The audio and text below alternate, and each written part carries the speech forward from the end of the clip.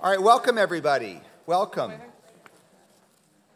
So it's great to, one of the nice things about it pouring rain outside is that we all want to be inside. So yesterday when I went to the 62 Center and I had the conversation with Lila Jerry, it was beautiful outside. I thought nobody in their right mind is going to come inside and listen, and really no one in their right mind did.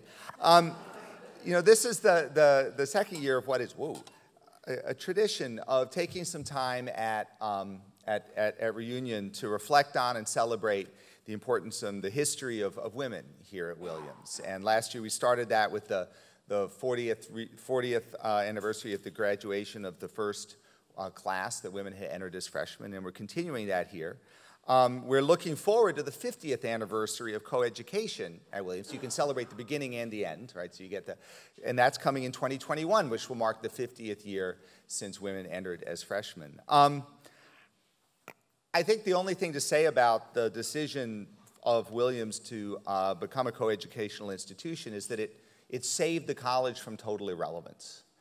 And I just don't think there's any other way to, I think that is not too strong a way to put it. And when we look at the last half century and how far we've come and how far we have to go, I think that some of the most important work that we have done and some of the most important work that we still are doing is in making Williams a place that is fully inclusive of everyone who is here, and very much Williams a place that is fully inclusive of the women who come, the gender nonconforming people who come, and it's a journey. And it's a journey that we reflect back on with pride, but we look forward to completing with resolve, because that's work whose shape changes in ways that we don't always anticipate, but that we always have to respond to. So now, slightly more than half of the student body is women, and if you were to, the faculty is more than 40% women. We're moving toward 50%. The faculty turns over a little more slowly than the student body does. So this light is doing something crazy. Every 4 years we have a new student body, but every 40 years we have a new faculty. So, but if you look at the generations of our faculty below, say, the age of 45 or 50, it's really about a 50-50 distribution. So we're getting there as well. And if you were to sit in my senior staff, you would see that more than half of the senior staff is women.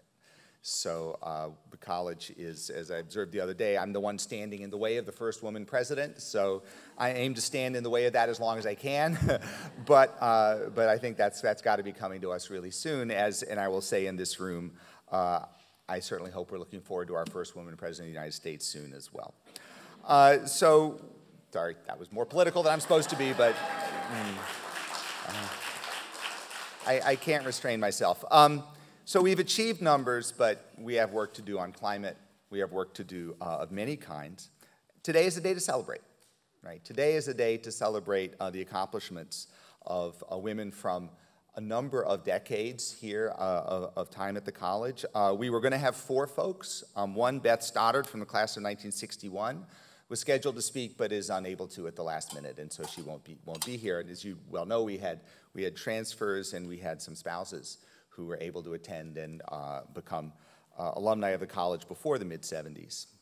So who do we have? We have 3 people who have extensive biographies here. I thought I might suck up 20 minutes of our time by reading those to you, and then thought maybe I wouldn't. But I do want to say a word about each of our speakers, and then you can get lots of details in this marvelous program. The first is Caron Garcia Martinez, class of 1981, who actually serves as a trustee, and so I have a lot of opportunity to work with, which is wonderful. She majored in English at Williams and had a career in diplomacy, public relations, and now university education. She's lived all over the world, including in Mexico City, in Quito, and in London. And one of her postings when she was in the Foreign Service was Mexico City, where she met her husband and survived the 1985 Great Quake, 2 awesome things to have happened, and which was a magnitude of 8.1, and I won't ask what the magnitude of the quake was when you first saw John. 8.2. And in her spare time, Caron is researching and writing an historical fiction novel set during the time of the Mexican Revolution, inspired by stories told by her grandmother. And next, we will have Purva Bedi, class of 1996. She majored in theater and economics at Williams, and now she's an actress in film and television and theater, and a producer of film and theater. Before turning to acting and producing, she was a management consultant. So the students ask me, like, what can I do if I'm a manager? I would say, be a management consultant for a while and then figure out what you really want to do, because that will convince you that you want to do something else. Any management consultants in the crowd who made a career out of that? Probably. But she really found her passion after a bit of that. And she is possibly the most famous Williams alumna we have. I was told that. Our most famous alumnus of any gender is actually Leehom Wang, who is essentially the Justin Timberlake of Asia. He was here a week ago getting his honorary degree, and he sent me a picture of his Twitter feed where he got the honorary degree, and it was within like 6 hours, 10 million hits. So, so with all due respect. So that's pretty awesome. But Purva makes an appearance, actually, in Equity, the film Equity, a film that's written by fellow EVE actress Sarah Megan Thomas, class of '01, and financed in part by the dearly departed late Jimmy Lee in the class of '75. And what I think is the coolest thing of all is she's been in Law & Order, which I think every actor and actress in New York has Law & Order credits, and I love Law & Order. So, and finally, we have Kylie Huckleberry from the great class of 2011.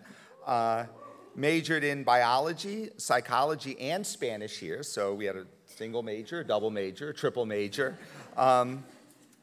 She's now pursuing a PhD. Who's next, right? A quadruple. A PhD in neuroscience at the University of Texas. And in the last year for a PhD, she already has 5 publication credits to her name. Now, I was also once in a PhD program, although not in neuroscience and not at Texas. But I can tell you that in your last year, having 5 publications to your name is a really astonishing accomplishment, particularly in something that's as difficult as neuroscience and as complex.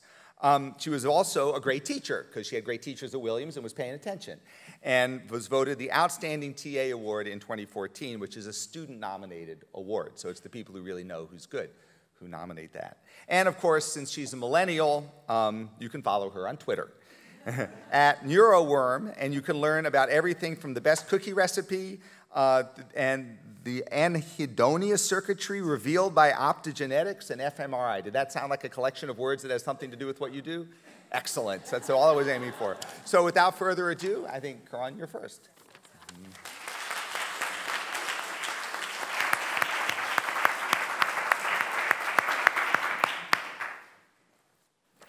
Hello and welcome. I do want to say that the weather gods know that when it's a reunion for the class of 1981, they plan it, and it's a bonus for their crops. At least we all love each other, and we have a lot of fun together. Thank you, Adam, for this honor, and Sharifa and your amazing team. Can you all hear me? We're sort of wired for sound, so kind of play with that a little bit. Yeah, good?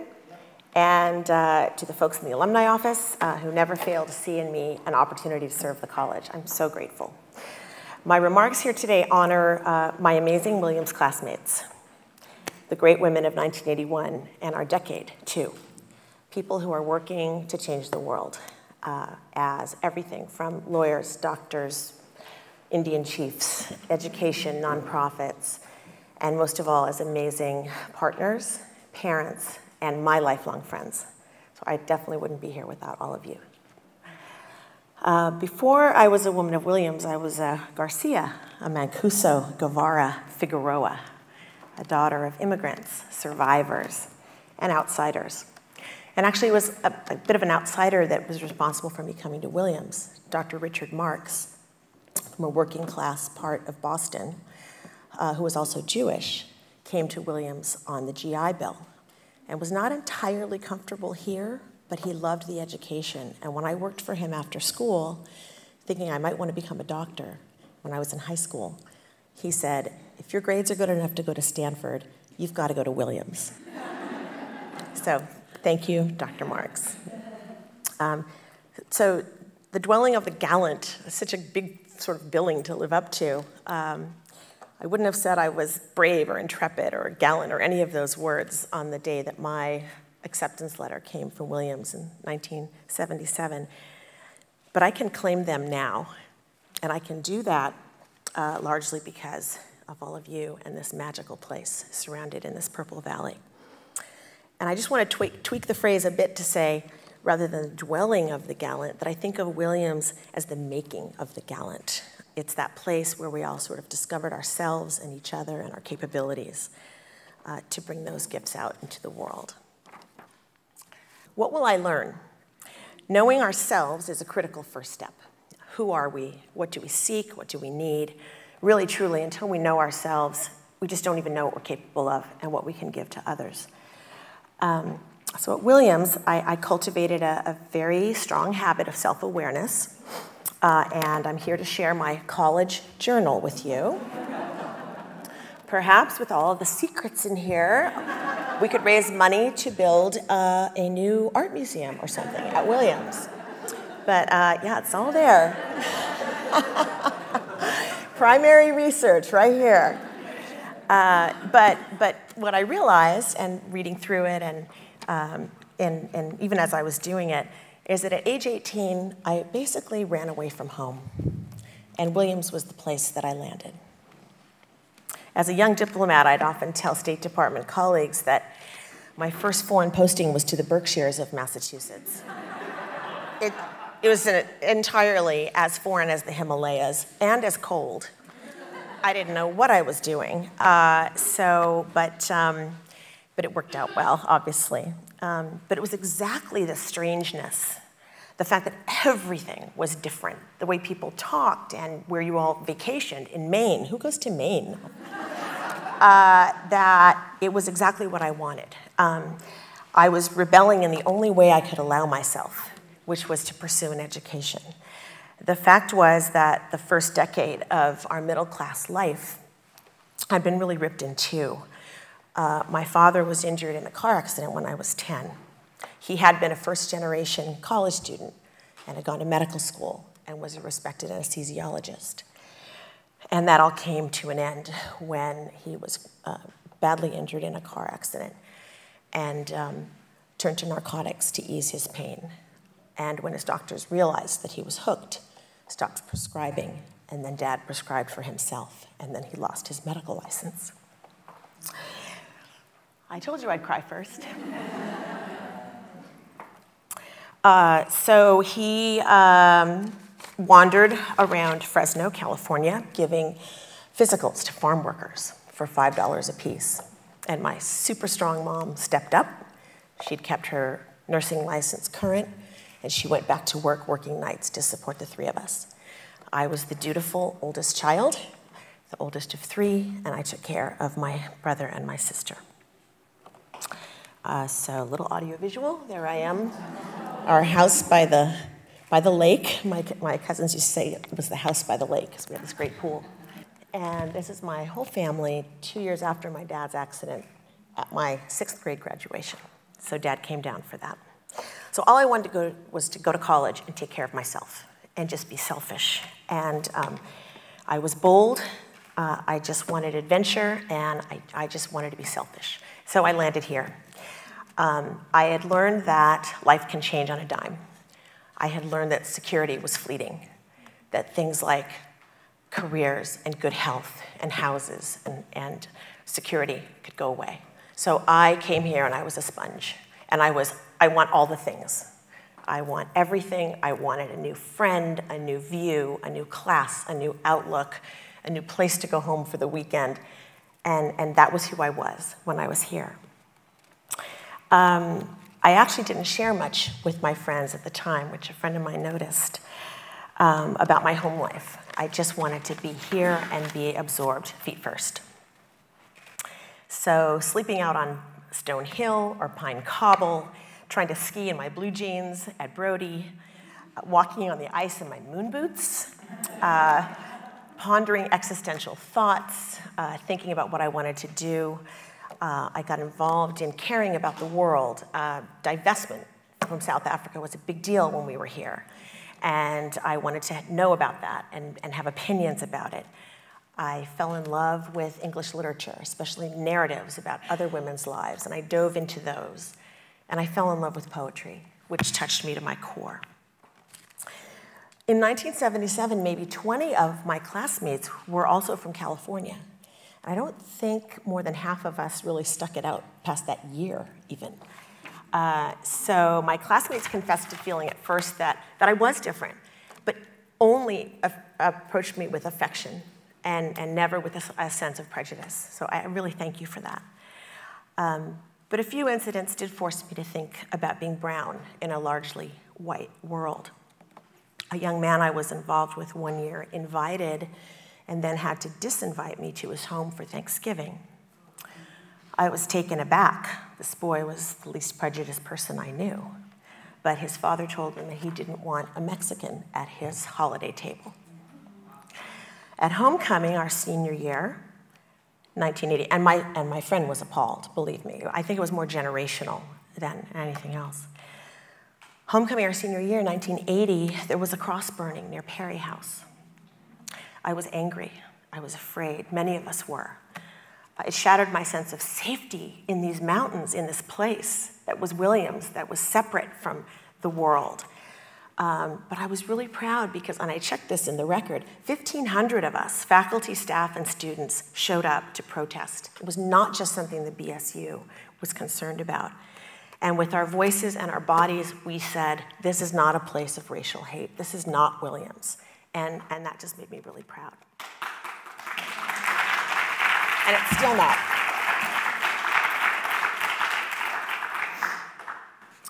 My mom came to campus for freshman parents' weekend, and at a reception, people told her, "Anne, your English is so good. You barely have an accent." My mom, who had no accent, whose first language was English, said, "Why, thank you. I've been working on that for a number of years." So yes, I missed my Mexican food, but my family mailed me tortillas. Imagine, there were no tacos or wraps in the dining hall. There was no salsa to be found. So they would mail me tortillas and chilies, and I made enchiladas for my friends. And I had strong Latina role models at home. My mom, obviously, who shouldered so much of the burden of bringing us up. My grandmother, the one I'm writing about now, was the first female store manager of a Kmart store in the nation. And she once talked an armed man out of robbing her store on Whittier Boulevard. He was in tears. So there was that Hispanic, that brown piece. But also another part of my identity that more fully emerged was the idea of myself as a feminist. And this was the 70s, 80s, and it was in the air. But in my particular case, my parents were Republicans, and I was from a Latin culture that privileged men. And so, but doing my primary source research, in my journal, I found quotes like, "I think I'm actually becoming more of a feminist as I come to terms with my intelligence and my ambitions." And all the smart people here are motivating me to have strong opinions and to support them. So again, thank you. I also found out decades later that I had my own Williams angels watching over me. I'm neglecting my thing here. Oh, so here, this is how strange Williams was. Great Mary Oliver poem. I don't think any of us in the late 70s, early 80s actually realized how close we were to the Williams history of being all male. We just thought it was normal, and we walked in and women were here, and we'd been here all along. But we really hadn't been. But one of my roommates and I became the first female football managers of the football team. And the Williams Alumni Review was proud enough of us to put us on the back cover of the Alumni Review that year, and that's where that picture is taken. So often we would see President John Chandler strolling down to Cole Field and watching practice. 2 years ago, I ran into President Chandler, And I said, I was one of those managers. And he said, oh, I know who you are. And we were talking about how essential it had been, how brave that Jack Sawyer had gotten rid of fraternities to make the foundation possible for coeducation. And he said, yeah, I remember you girls very well. In fact, I liked to make it a habit to stroll down to practice as often as I could, just to make sure the two of you were being treated with respect. Never knew that. So my confidence as a woman was equal to thinking that I was just as good as my male peers. And that was a good thing, because we were going out into a world that was still dominated in many industries by men as well. You know, all of you in banking and investment and medicine and law, and even me in government, we were pioneers, even though we may not have truly realized it. So one of the things that helped us to have that confidence were our wonderful role models. I had 2 black JAs in our entry. Through my friendships with Diane Hughes and Kathy Sharp, I became close with other black students, especially those from the great class of 1979, many of whom shared their struggles and their wisdom with me. And I really want to make a point to thank those women. But there were other people here that saw something in me, potential, confidence, energy. Faculty helped, people like Dean Nancy McIntyre, like Rick Nuccio and Ray Baker in political science, who made me want to live all over the globe, spreading peace and democracy everywhere. Like Zelda and Ralph Bradford, who led an incredible trip to China when that country was just closed in 1981, and inspired all of us to look to China and its future. With that kind of confidence, I became the youngest Foreign Service officer in my training class in the fall of 1982, and the youngest American at my first embassy post in Ecuador. At my second posting, Mexico City, the Great Quake, I thought it was the end of the world, and it was an amazing professional responsibility to rise up and do our job in the wake of that quake. And quick fun fact, any earthquake over 8.0 is considered a great quake. It was pretty great. So again, I thank my Williams time here for that.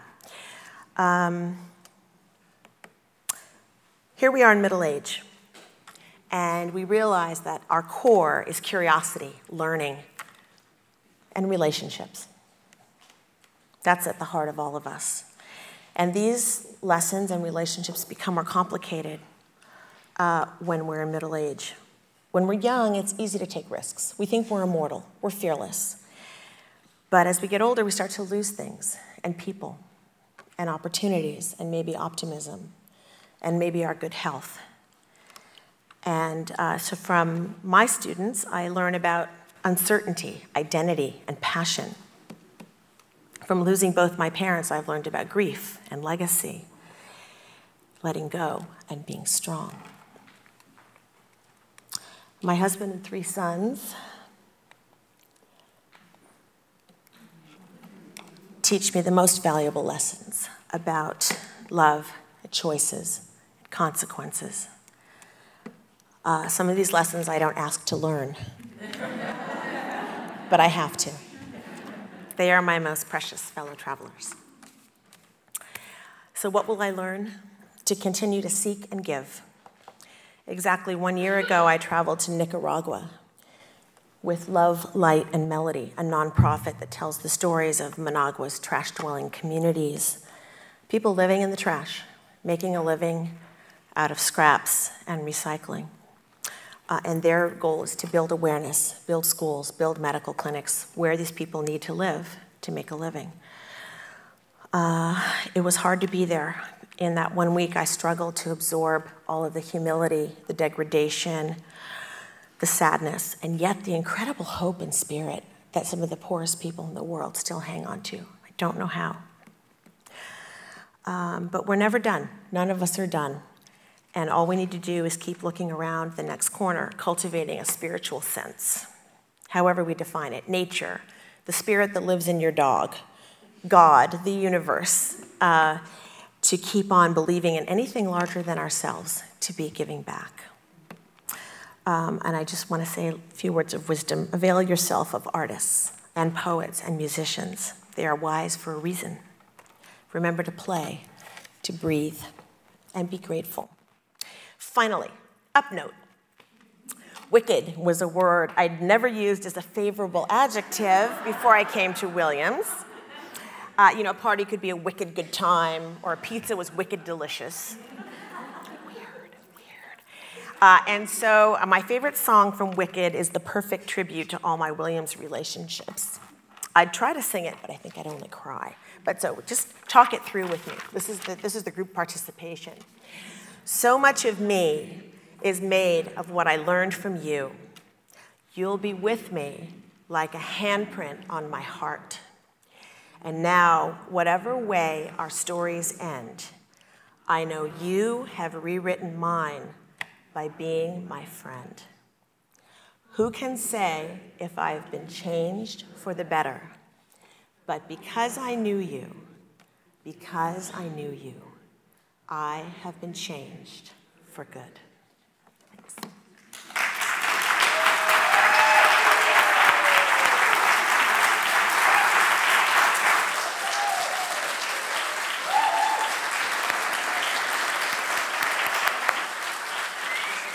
me make the screen go back.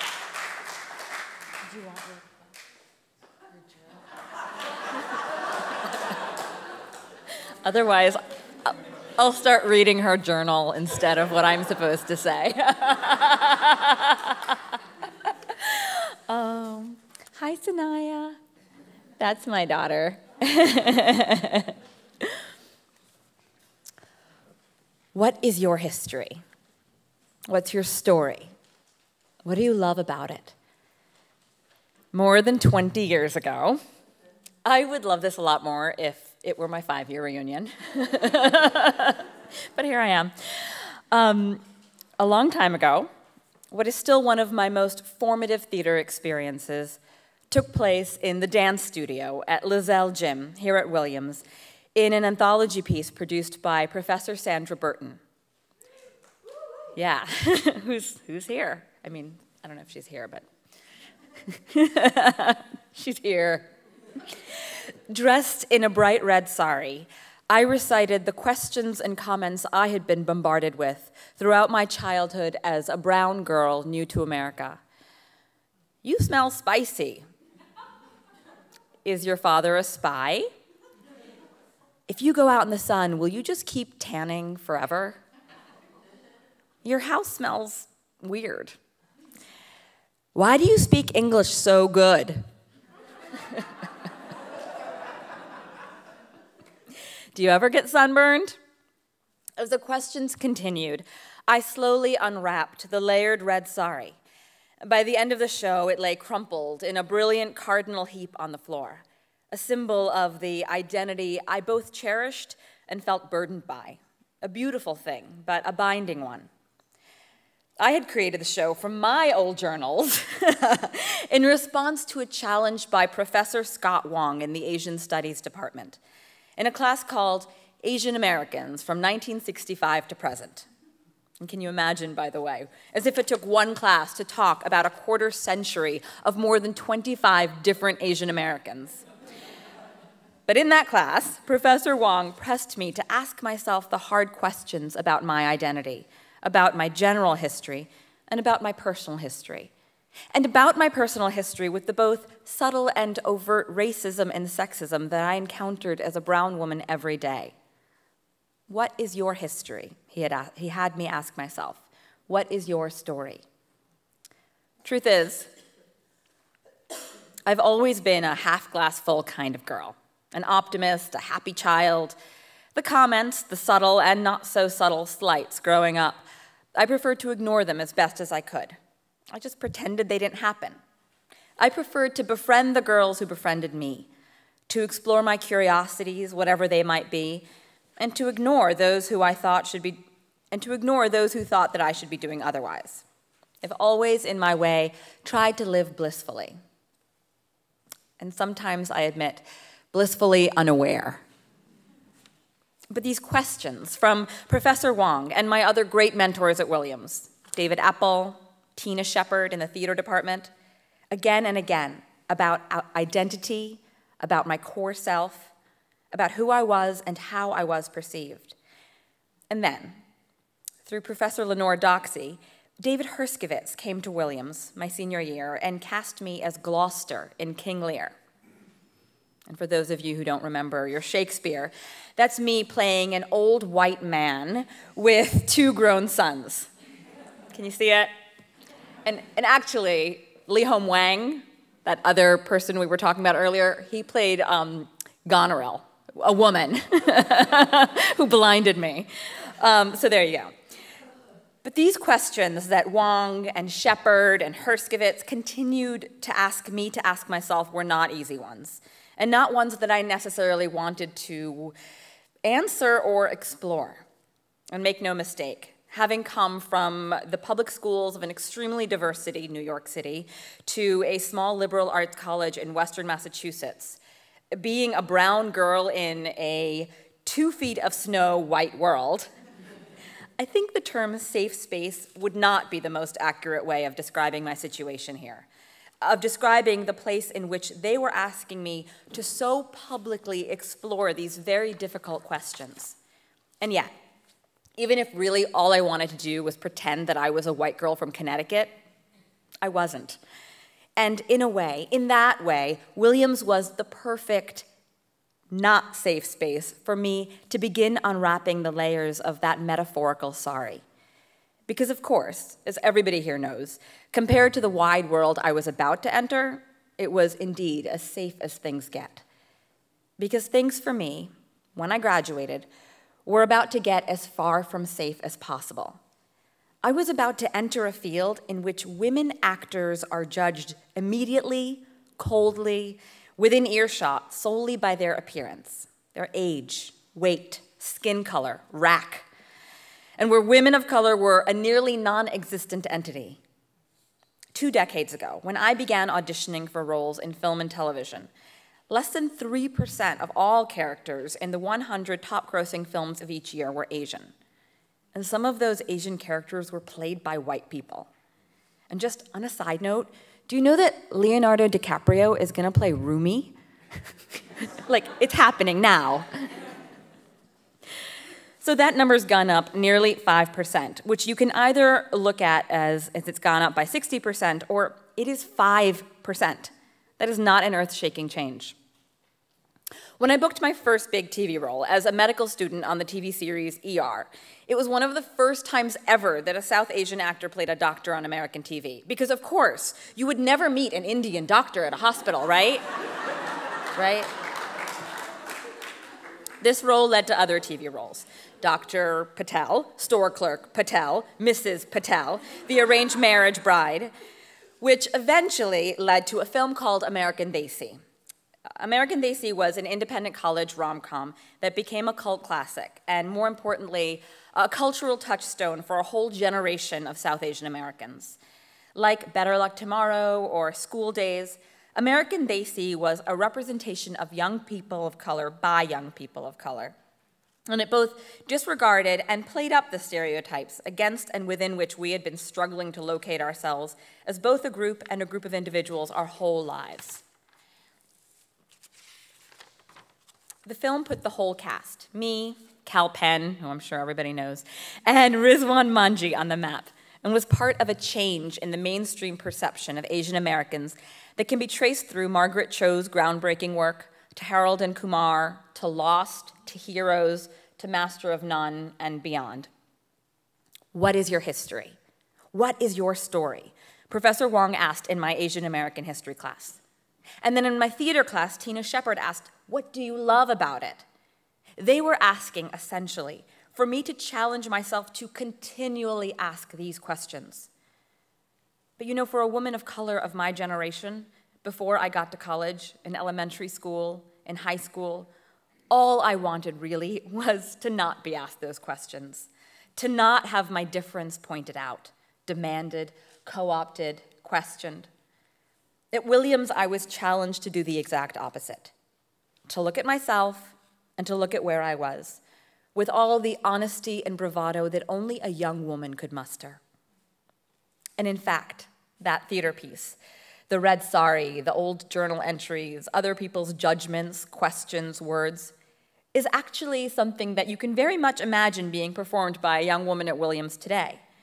The unpacking and reappropriating of identity that is a core experience of a young woman's edifying journey. So, I was born in Chandigarh, India, near Delhi. My family moved to Brussels when I was an infant, to New York when I was 5. I lived in 7 different Manhattan apartments before I got to the quietness of the Purple Valley.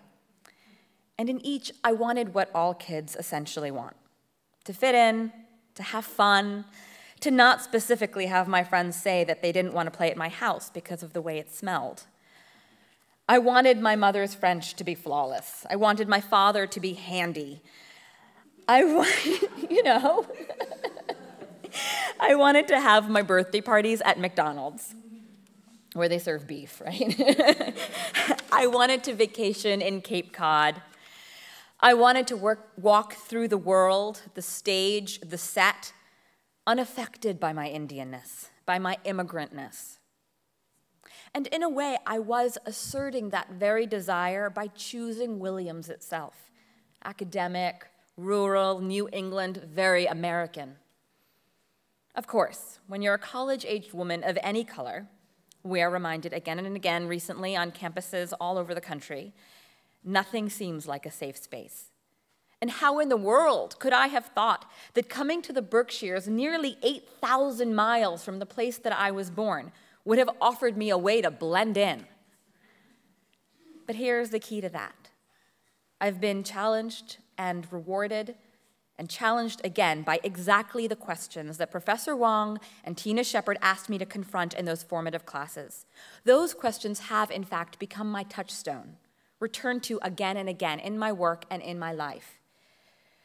When I confronted a job market where I was invisible by definition of my gender and skin color, their questions and the answers that had started to come as I asked them here guided not only my choices, but informed the very perseverance necessary for me to find success where none really existed before, to become an actor and a producer in the white world of acting and producing. Wang and Shepard prepared me to take myself on, so that instead of crumbling in a world of you can't, I was prepared to turn that into a why not. I became an associate artist at Herskewitz's New York theater company, Target Margin, for whom the question of identity and language aren't simply touched upon, but are central tenets of its mission. I formed a not-for-profit theater company, Disha, intent on bringing brown voices to the stage and screen. I associate produced a documentary, Kumare, which you can watch on Netflix, that looked at the appropriation of Indian culture by white New Ageists. And I produced and co-starred in a film, Dadi, starring my 91-year-old grandmother, about the immigrant experience that became a part of a Smithsonian exhibition that traveled the world. What is your history? What do you love? What Williams offered me, and this is the most generous thing I think any college can offer someone, was a space where I could practice answering those questions in a not safe space. Nowhere else would I be allowed to explore those questions, challenge myself in that way in front of strangers who would not then go write about it in the art section of the newspaper. Nowhere else would I be allowed to figure it out publicly, to stumble, to stand, to leap, to fall, to stand again, not without fear of judgment, for I had that fear, but without fear of reprisal. By asking me to ask myself those questions, questions I didn't want to ask, questions that I needed to, and by asking me to present myself as the answer to those questions in public performance, in front of people who generally did not know what to make of me, Wang and Shepard, Burton and Herskowitz, Apple, Williams, asked me to find my core self, my authentic self, to learn it, to know it, to not be afraid to show it to the outside world, or to be afraid and to do it anyway. And therefore, armed me with a clear and powerful knowledge that in a sari or in blue jeans, I was and could count on being and remaining essentially myself. And that regardless of how unsafe a space might be, that self would be enough. How great is that? How great a thing is that, to be challenged to know yourself. And that's actually what I'm teaching. I'm a teacher now, too. And that's what I've been teaching, is just about learning who you are authentically and celebrating it. And it's really wonderful to be able to take that 20 years later and to share it with young people. I bet many of you here have been challenged in a similar way by some great mentor here at Williams. That many of you were challenged in this not safe space that is safer than nearly any other you will ever encounter, to find your core self so that you could use it to float on far rougher future seas, to unwrap yourself from all that has been layered upon you before you even came here, without you even knowing it. And if you have not, then I will gift you now with this wonderful challenge that Williams gifted me. What is your history? What is your story? And what do you love about it? Thanks. You know, I've spent a lot of time studying the brain over the years. And it's an amazing thing, isn't it? It starts working the minute you're born and doesn't stop until you stand up to speak in public.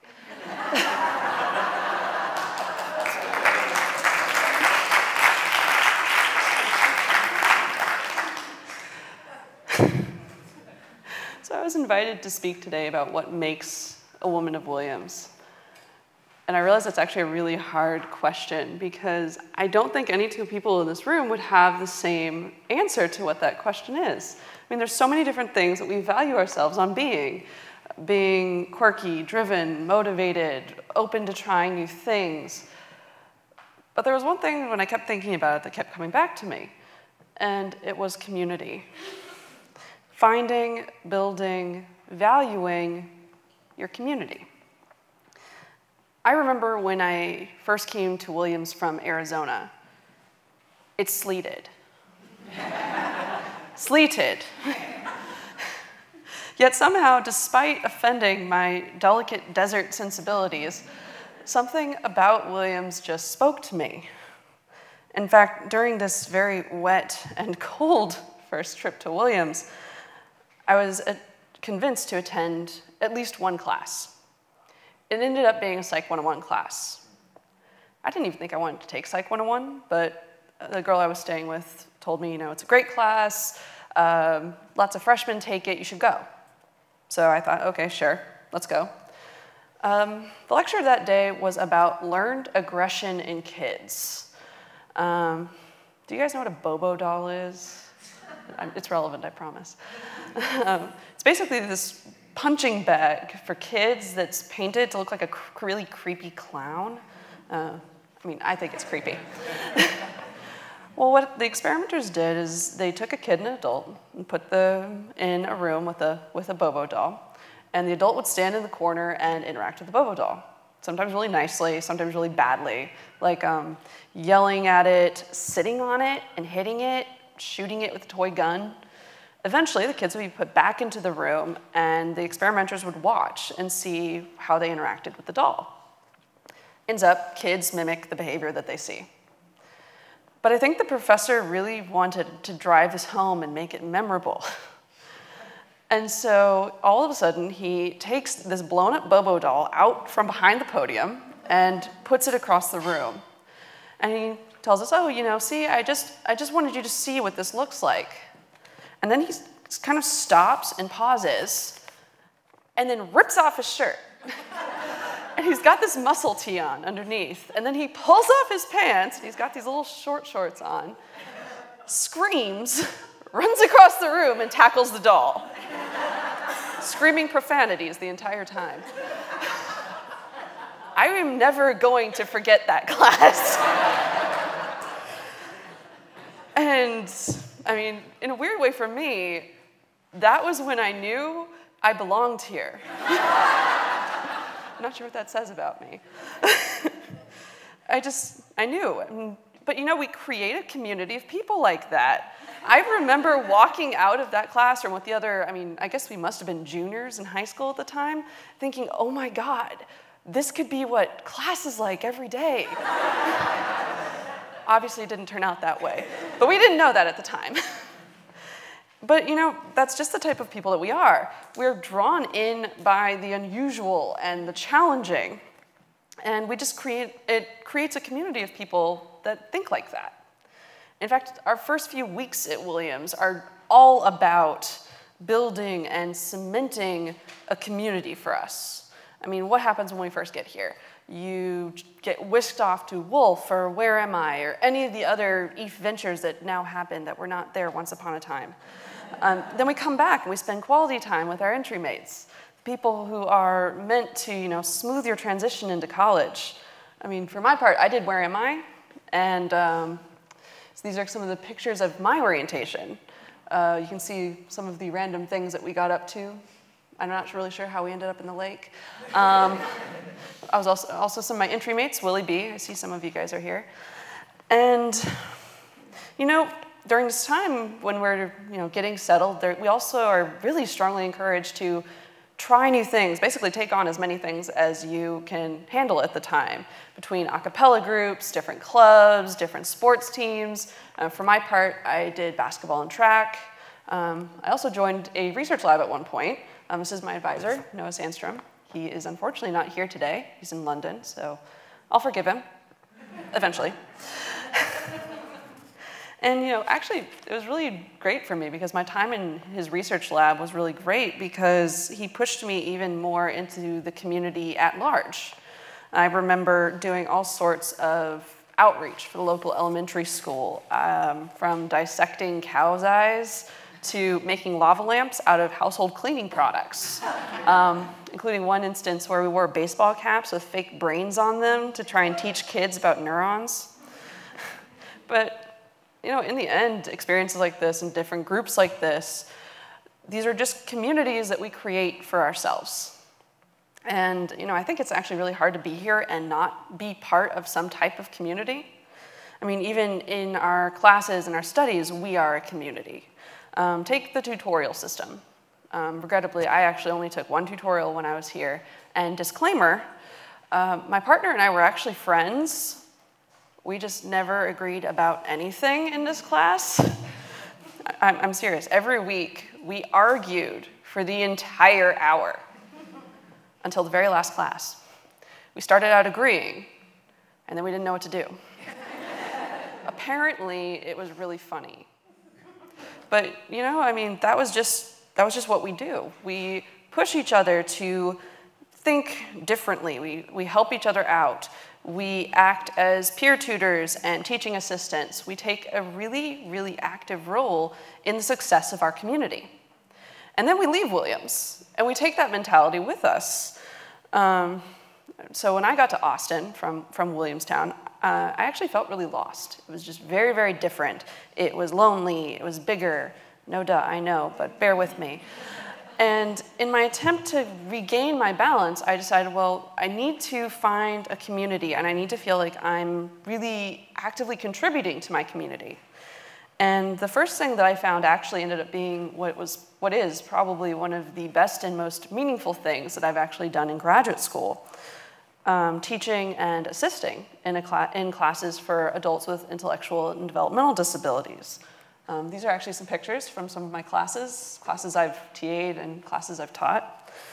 And these classes are great because they're aimed at allowing these adults to continue their education in a college setting beyond high school.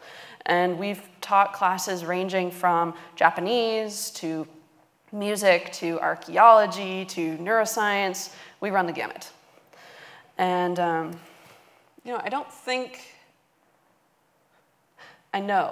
I never actually expected to get quite as much out of this as I have. In fact, I think it's probably safe to say that I've actually gotten more out of this than I think I've given them. I mean, in fact, I will never forget in the very first class that I helped out with, there was one gentleman that I worked with who had both autism and Down syndrome. And I had made it my personal goal that I was going to really try and encourage him, if nothing else, to interact with the group, even though I wasn't sure week to week if he even remembered my name. But then suddenly, one day, halfway through the semester, this is where I'm going to try not to cry, he walks up to me and he leans in really, really close and he whispers, "Please like me." And of course, I responded right away. I was like, "Of course I like you. You're my buddy. I'm so glad you're here. Like, let's go do some stuff." But y'all, when I got home, I cried. I cried and I cried. I'd realized that, I needed to be here. This was part of my new community, and I had to keep doing this. And it gives you a perspective, too, When I stopped just assisting and I started teaching my own classes, I will very vividly remember this new student walking up to me, and she had what looked to me like a helmet on, and her mother joined her and starts telling me that her daughter had had part of her brain removed and has seizures. Before she even finishes the thought, she has a seizure and falls. And her mom catches her before she hits the ground and doesn't miss a beat. She just keeps talking. And now I'm thinking, I am way out of my element. I need a real adult. But I was really fortunate because I actually had a lot of my friends helping out at the class. And so 2 of them basically proceeded to flank her for the entire semester, which allowed me to focus more on teaching and conveying the material and leading what actually ended up being really great discussions, I'm very happy to say. But I couldn't have done it without them. They were very important in the success of that. And I think ever since then in particular, I've tried really hard to remember the importance and power of seeking a community. I joined and started serving on the Committee for Women in Learning. These are actually some of my co-committee members and one of our speakers a number of years back. Women in Learning is a group geared towards creating a community to support women in the sciences. We talk about, what are the issues that we feel like we deal with? What are the things that need to change? How do we think they can reasonably change? How can we help them to change? What are the messages that people need to hear? And our goal is to facilitate those types of conversations, which, is invaluable and so, so helpful. And I've met so many strong women through this group, and it helps you to not feel isolated. That's not to say that at UT where I am now that I've really been given a lot of cause to feel isolated, but depending on the conference or workshop that you go to, there have definitely been times when I suddenly looked around and I realized maybe 1/3 of the people here are women. And it's just something you notice. You don't notice it because someone makes you notice it, you just do. And I think this appreciation for my community and my communities is something that Williams gave me and something that I feel like defines me now.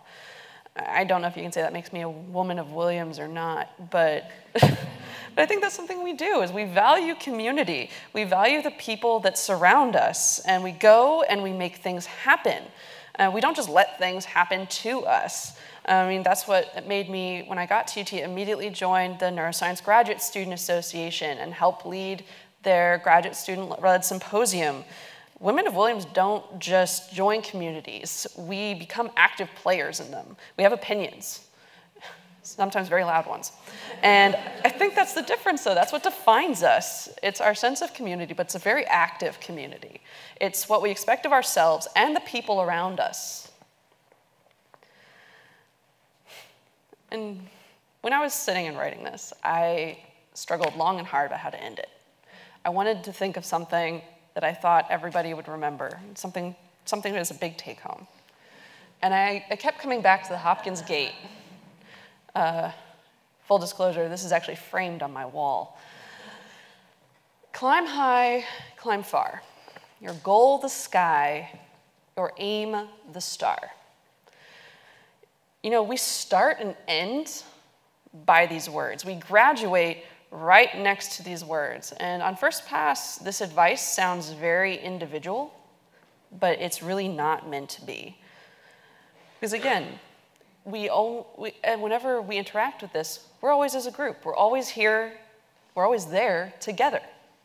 So yes, our individual goals might be A, B, C, or X, Y, Z, but it's never assumed that we're going to accomplish them alone. And as women of Williams in particular, I think that's something we need to remember. We need to remember to keep our heads high because we are never alone. We have the ability to create communities and to affect change. And I think that's something to be proud of. Thank you.